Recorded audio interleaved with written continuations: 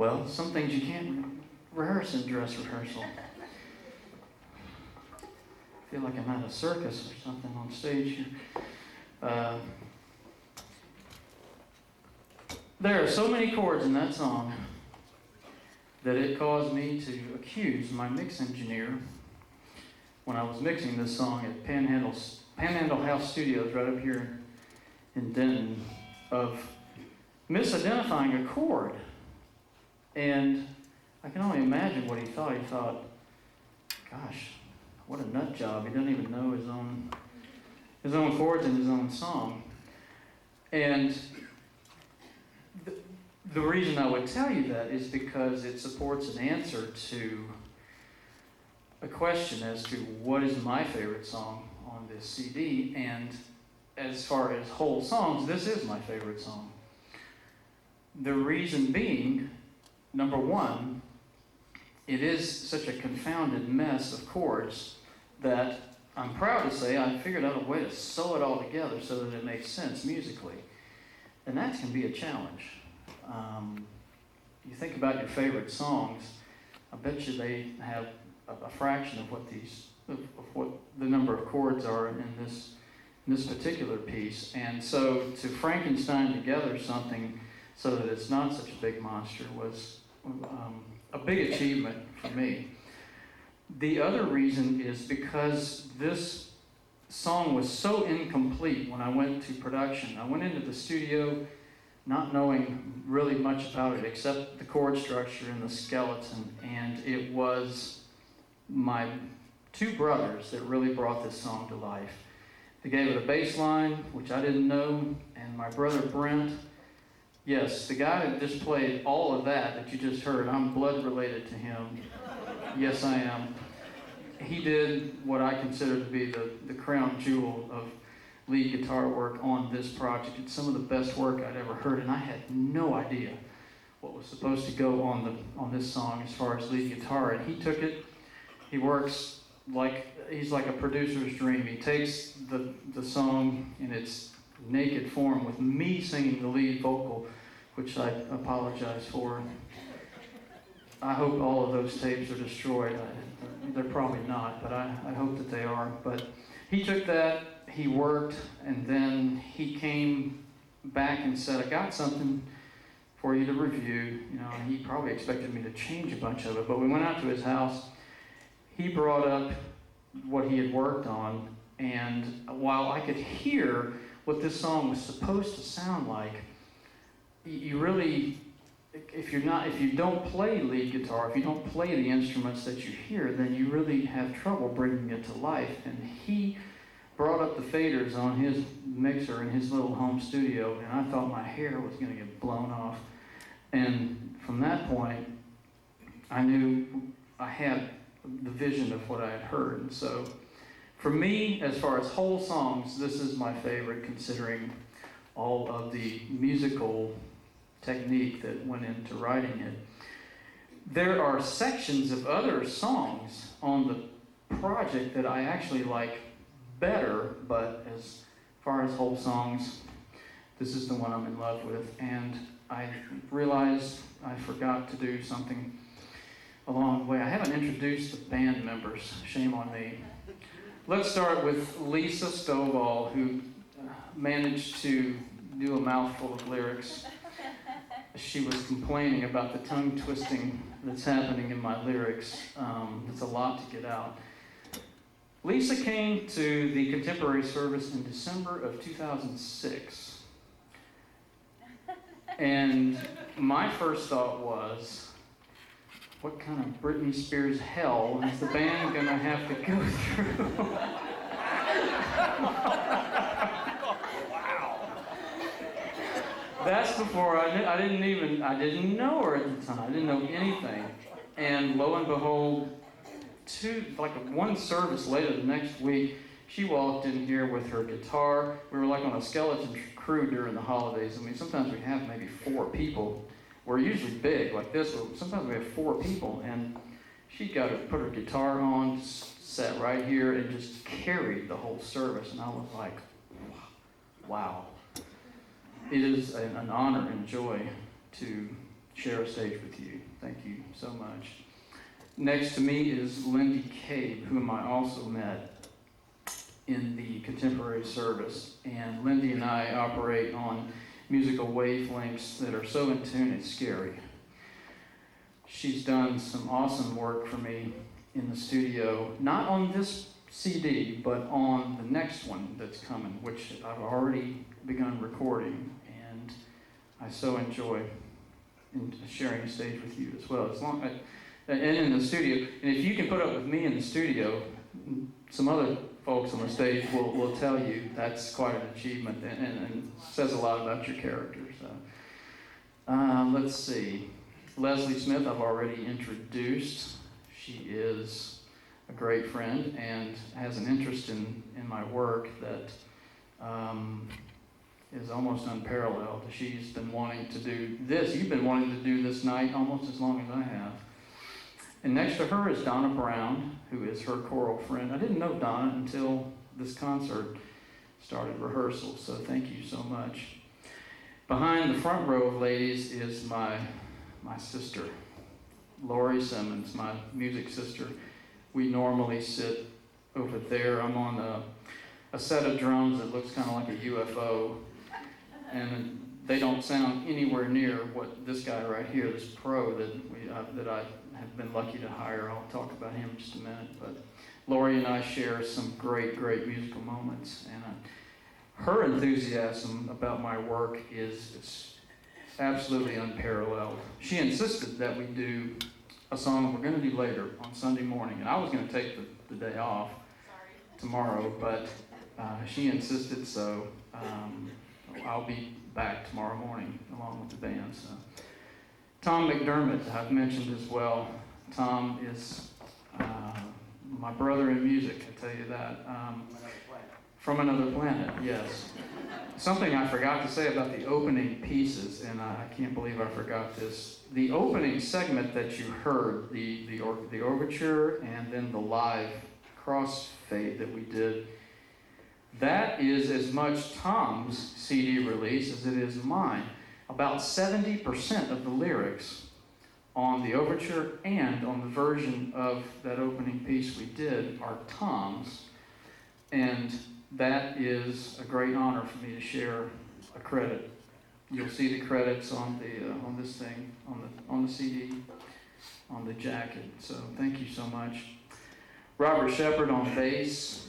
I do know, this is the first time I get to play with Robert. Robert's a pro bass player. I'm not going to get to play with him unless I hire him to come and play my crazy show.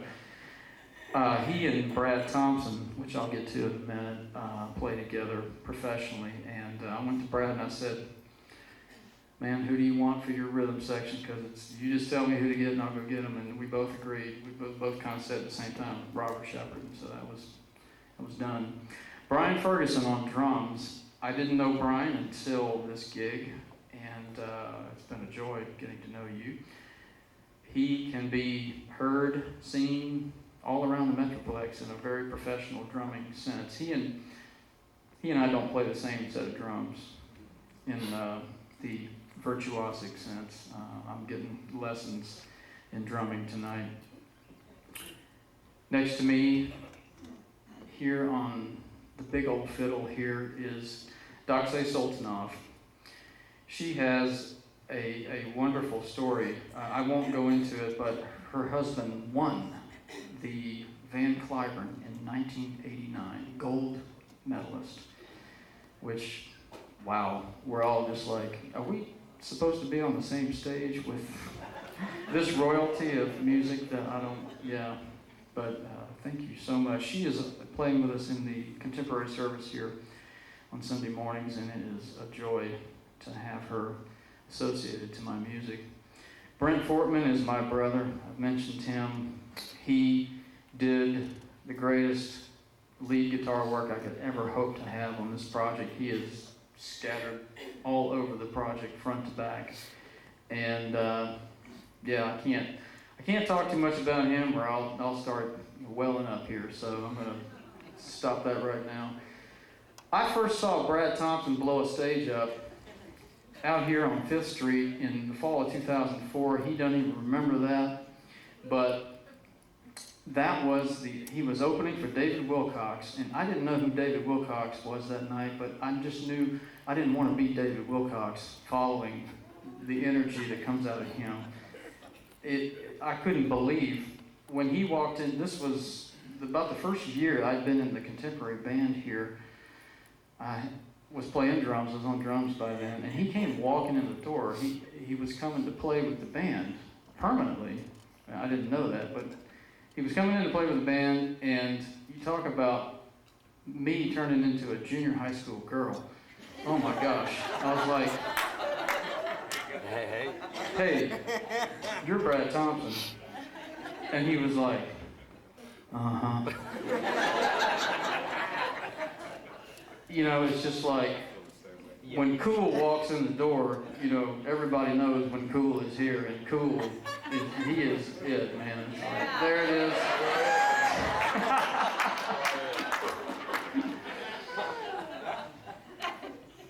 Enough said about that, but I make Brad has also put up with me for 2 really long studio sessions, and he put up with me as a producer, and so anybody that can do that, man, my hat is off to you. And he did some supreme work on a song that is going to be on the next CD. Charles Gaby, I have talked about. He is also my brother in music and in spiritual journeying, if I can invent a word.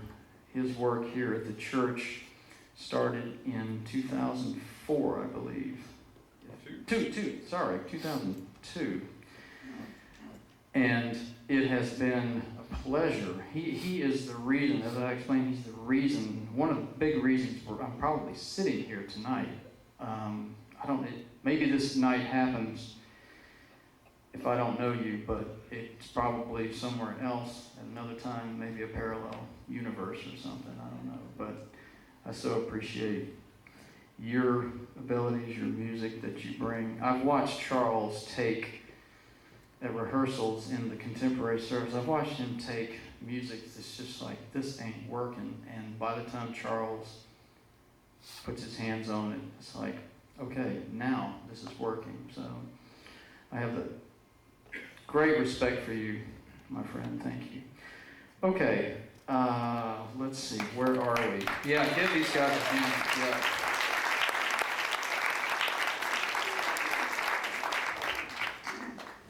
Okay. Randy, do you have a slide? Oh, yes. Before we leave this, I wanted to say, when I was writing this Lucy song, I read a terrific book. I found this book. I said, I don't know that much about Lucille Ball. All I know is that, like, the 2 o'clock in the morning with TV Land on or something running Lucy round and round and round, somehow in my sleepy dizziness, I came up with, oh, why don't I write a song about Lucille Ball? Why not? Whatever. Everything else is weird on the album. Let's just stick this on there, too. And then I said, well, before I delve into this, I want to get educated about Lucille Ball. This is such a great autobiography. It was discovered after she died by her daughter in a couple of shoe boxes in her attic. And it is a wonderful account of the early days of Hollywood.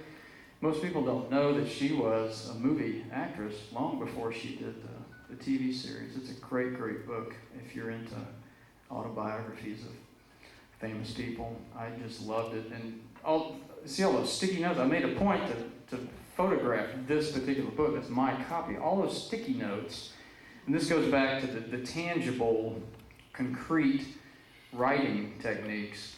As I was reading this book, if I found something that she was talking about that I thought might be interesting to try to translate into poetic lyric form into the lyrics, I grab a sticky note and write it on there, an arrow or something. Hey, look at this dummy, this might be good.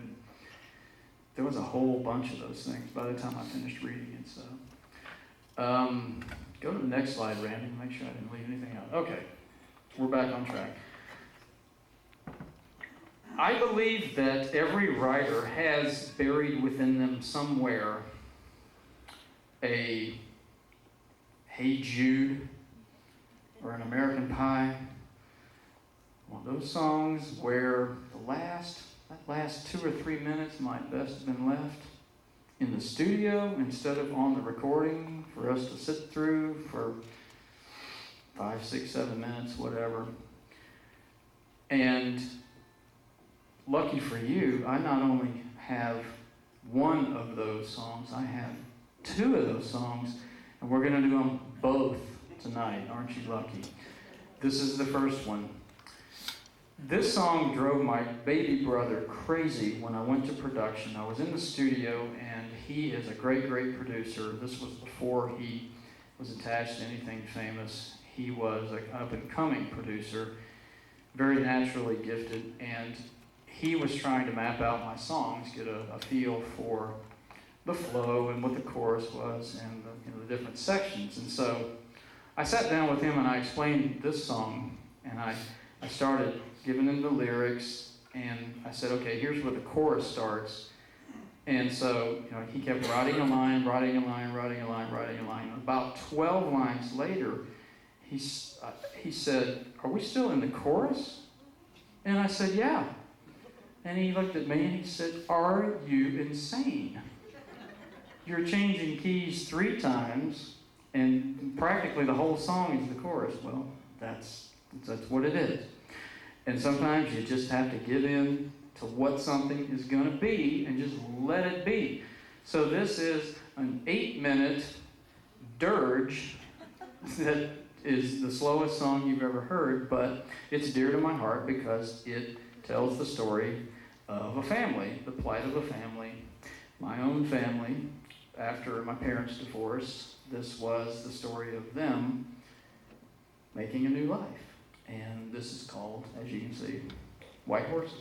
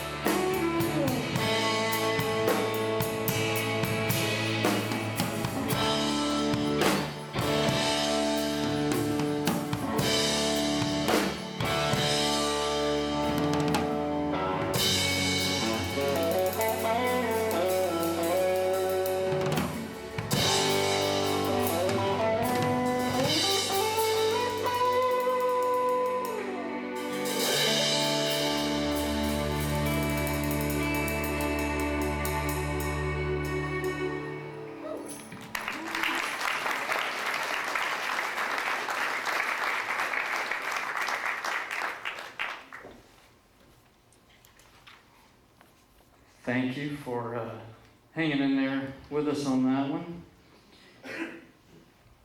Brad Thompson on lead guitar, folks. That was sweet. Wow, thank you.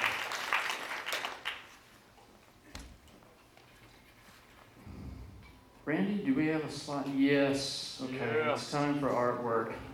I got to tell you, this may be my favorite part of this whole project, only because I didn't know anything at all about what goes on with the artwork process. It was a total mystery, and the reason that this project took 9 years from production to tonight has to do with artwork. I went through 5 artists before I finally found one that would get attached to the project. And I believe that things are supposed to happen for a reason, and I just believe that it had to take that long to get what I got. And this is not exactly what I envisioned. Of course, you don't know, but I had an idea that I wanted a fusion of modern and historical and antique, and I certainly got that. But the road to getting this, Lord have mercy, that was an extra 4 years. There wasn't anything I could do about it because I don't do artwork, so what do you do? The inspiration, or where I'm coming from as far as what I wanted in artwork stems from this little parade of my favorite album covers. We start with the 1967, of course. Brandy, just go ahead and press enter. You'll see this is a parade of some iconic album covers. Excuse me. And I just knew that I was not going to create such a personal project and not have the correct artwork. I just refused to have a plastic beverage coaster that, that looks like everything else. That's what this was about, and it just wasn't okay with me. So these are my influences as far as artwork. And by the time I got through the 5th artist, I just stepped back and I said, what am I doing wrong here? This is just not, it's like a square peg in a round hole. It's just, I'm trying to get original, or I wanted, in my head, all I could think was, I need original artwork. I'm not going to settle for anything but original artwork. And none of the folks that said that they would be interested in doing original artwork would stay attached to the project. So I stepped back and I said, well, okay, I'm going to, instead of trying to hire somebody that I think I can afford, I'm going to go to the other end of the spectrum and find somebody that I probably can't afford and just see what comes out of that.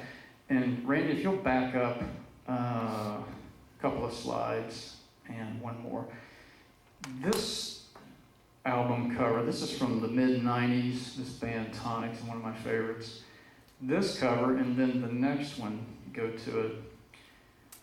I always love this artwork, so I went out on Amazon.com, and it turns out Amazon.com has all kinds of information about CDs and albums that you wouldn't think was there. And it turns out my art director was listed as a contributor to these covers, and what he contributed was the centerpieces. You see the man with bicycle eyes, and then the one on the previous slide is Spiral Man. And so I thought, well, what have I got to lose? Let me just contact Malcolm Tarlovsky. You saw the opening credit that I had for him as art director. And he politely said, no, there's no chance you can afford original artwork by me. Not going to happen.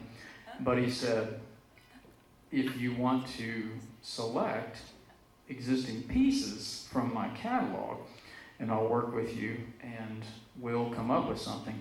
Well, he got so interested in the project that he just kind of made it his own little baby. And what I'm proud to say in this artwork process is every image that you see in the package was selected by me with some alterations that we needed to make. I just looked through his catalog, and for each song, if I saw something that just spoke to me, then that was it. And he he never argued about it at all. He just made tweaks to whatever he needed to do to make it fit in the package. And what came out of it was this great collaboration and some artwork that I don't care where you go. If you would see this, sitting in Best Buy, it would probably catch your eye. I mean, you're never going to see anything that looks like that in Best Buy anyway. And in that respect, this was a huge victory. It was the project. He rescued the thing that was keeping this from getting done. And I would probably still be trying to get it done if it weren't for Malcolm. So my hat off to him. So onward we go.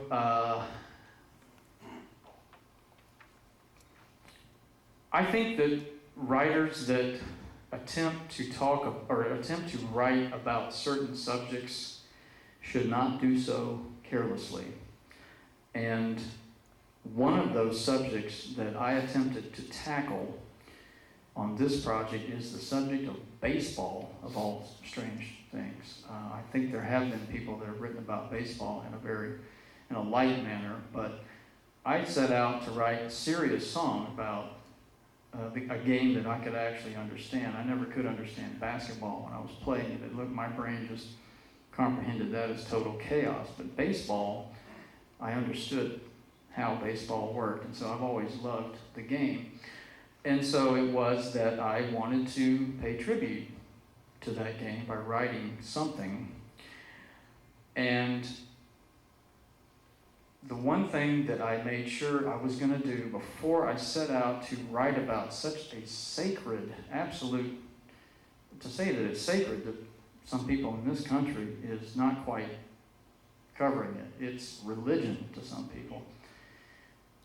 The research that I did in writing this song is unparalleled. I actually talked to people that had lived in Brooklyn, and this leads me to that discussion. This is Doris Kearns Goodwin's memoir, Wait Till Next Year. It is an account of her life in the 40s, in the golden era of baseball. The research that I did involved actually talking and emailing to people that had been at Ebbets Field, which has been gone for half a century now, and had been to all these famous games and all the heartbreak that they had gone through following a team like the Brooklyn Dodgers. Now, for younger folks, the Brooklyn Dodgers became the Los Angeles Dodgers in 1958, I think it was, when they relocated.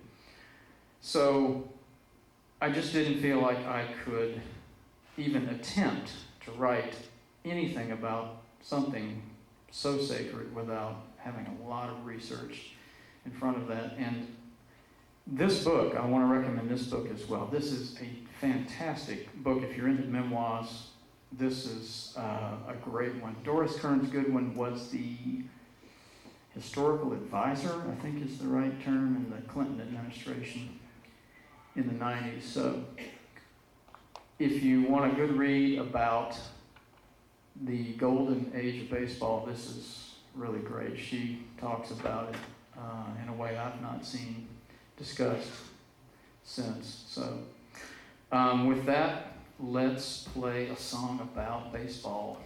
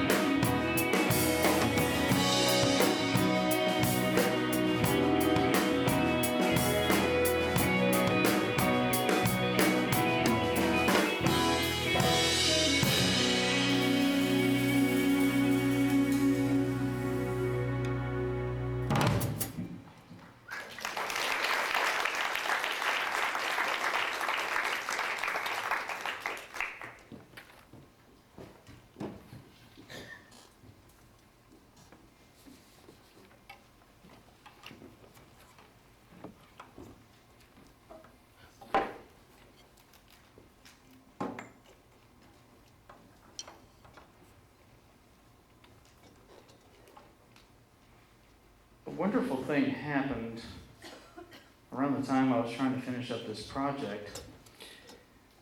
My niece, Tori Fortman, was born,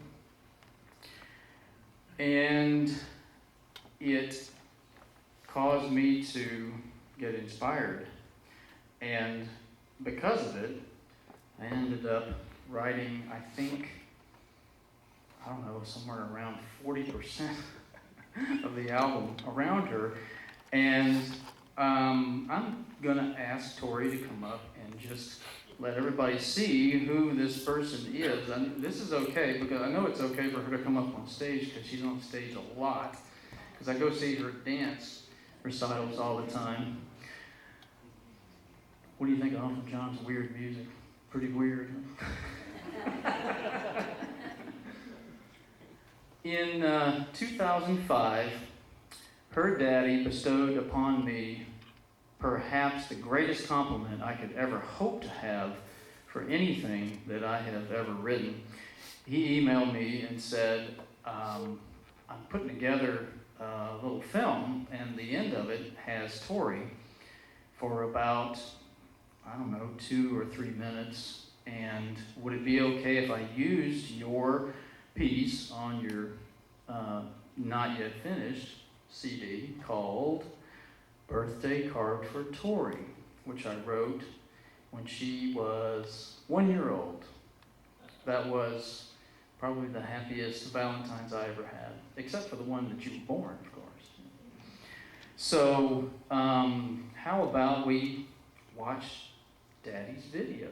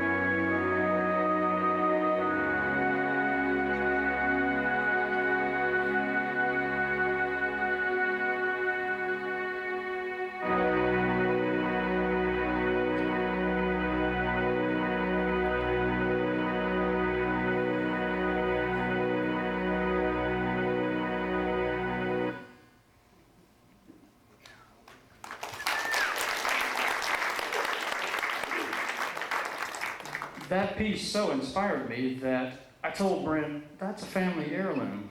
And I truly believe that it is. And in saying that to him, there came my next CD title. So instead of this big long thing, gifts and testaments, yada, yada, yada, I just thought, in contrast, heirloom would be nice. And Randy, I think you had the slide up there that come back.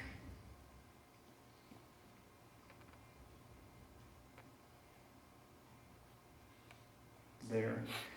This is an image. This is from the one of the images from my art director's catalog that I absolutely fell in love with, and this was the only image over which we really tussled. I really wanted to use this image somewhere in the CD we're releasing tonight, and he just couldn't find a way to do that. We couldn't settle on where to use it. So I looked at that and I thought, well, can't use it on this one, then I believe this is probably the cover of the next one.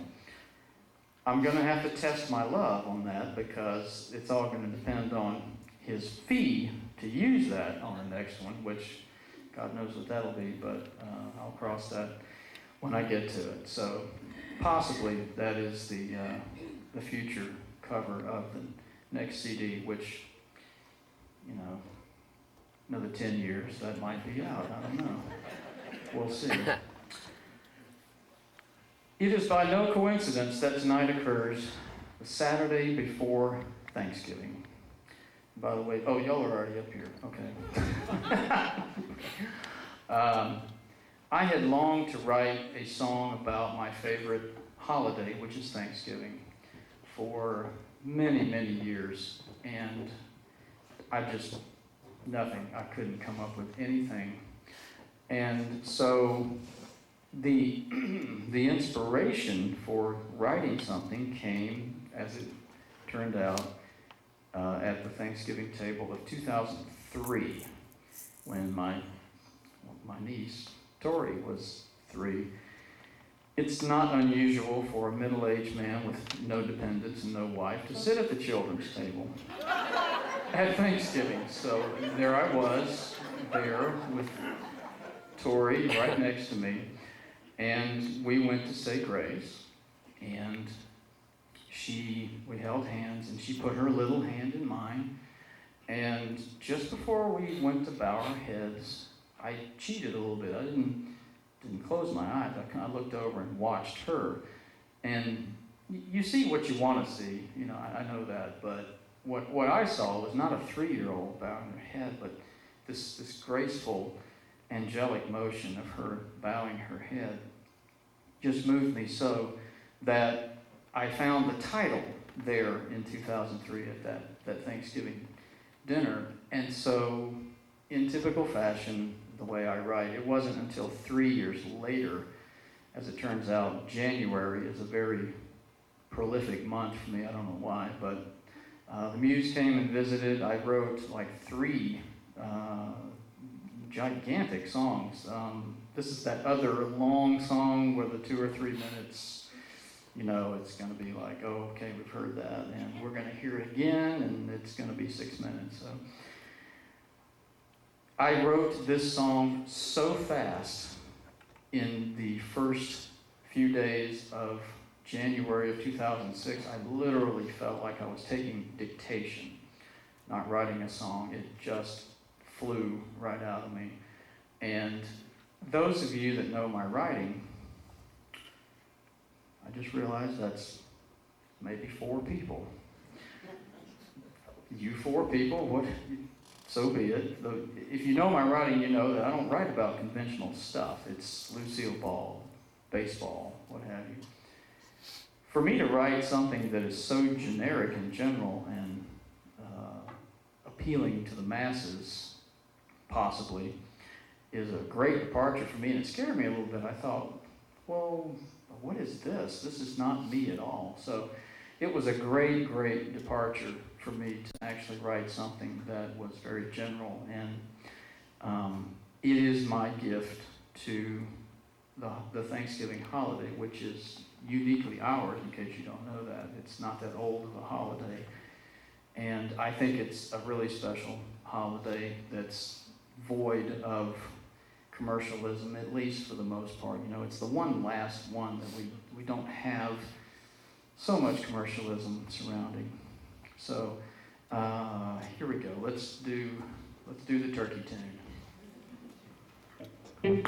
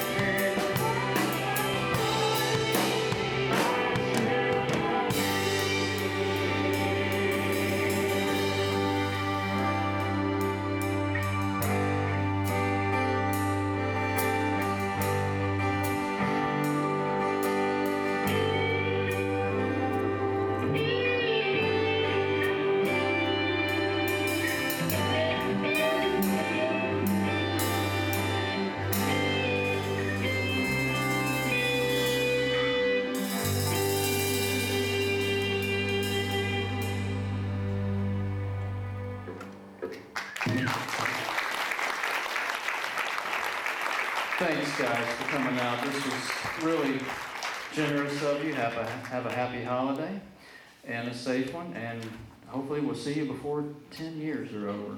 Thanks again. Take care. Bye-bye.